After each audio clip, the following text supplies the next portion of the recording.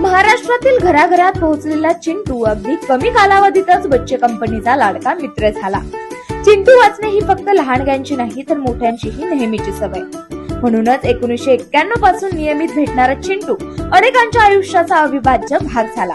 मग या हास्य चित्रमालिकेची ज्यांनी निर्मिती केली असे चारुहास पंडित यांच्याकडून जाणून घेऊया चिंटूच्या निर्मितीची गोष्ट. नमस्कार, मी चारुहास पंडित, चिंटू या हास्य चित्रमालिकेचा निर्माता.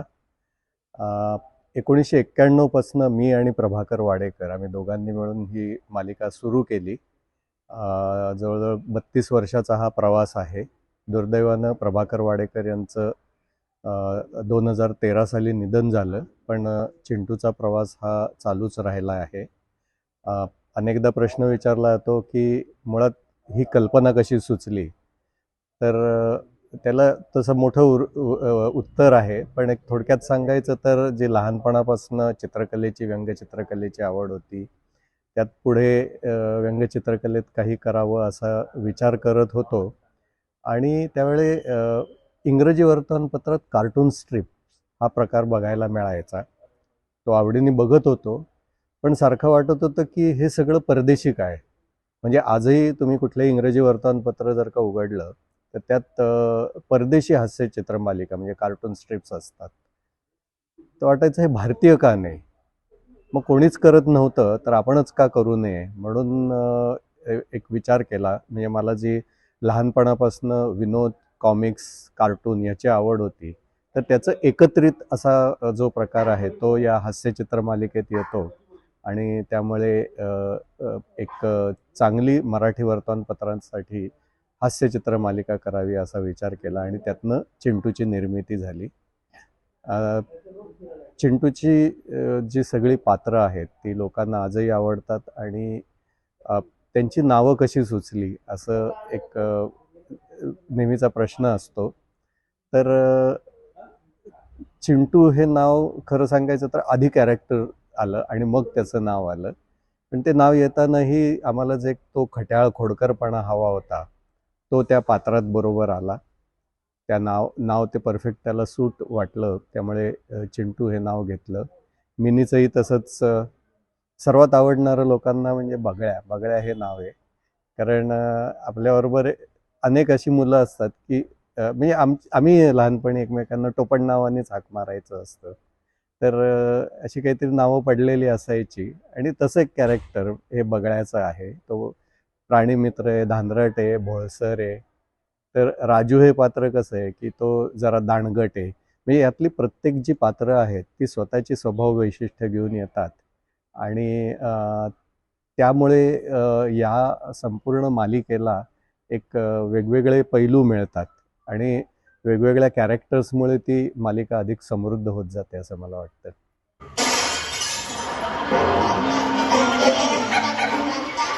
मला चिंटूचं आवडतं. माझ्याकडे त्याची सगळी पुस्तकं पण आहेत आणि ती वाचलेली पण आहेत. माझे सगळे भाग झालेत वाचून आणि त्याच्यावर मला चिंटू आवडतो म्हणून एक मी नाट्यछटा स्पर्धा केली होती. त्याच्यावर चिंटूचंच हे आलं होतं आणि पहिला का दुसरं बक्षीस आलं होतं बहुतेक. मी मराठी पुस्तक वाचायला सुरू केली तेव्हा चिंटू वाचायला सुरू केलं. मला त्या बुकमधली मिनी खूप आवडते. मला त्यांचे जोक्स वाचायला खूप आवडतात. मी तो चिंटूचा 30वा भाग वाचलाय आणि त्याच्यातली मला सर्वात जास्त गोष्ट आवडते की जेव्हा चिंटूला फक्त बॉलपेन वापरायला सांगतात आणि त्याला खूप आनंद होतो.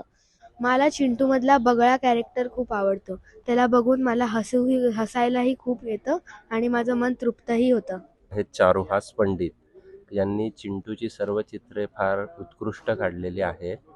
आम्ही मुलांसाठी चिंटूची पुस्तकं घरी आणलेली आहे. त्याचे भाग ते फार आवडीने वाचतात आणि चिंटूतल्या त्या छोट्या छोट्या गोष्टी त्या स्वतः उतरवण्याचाही प्रयत्न करतात.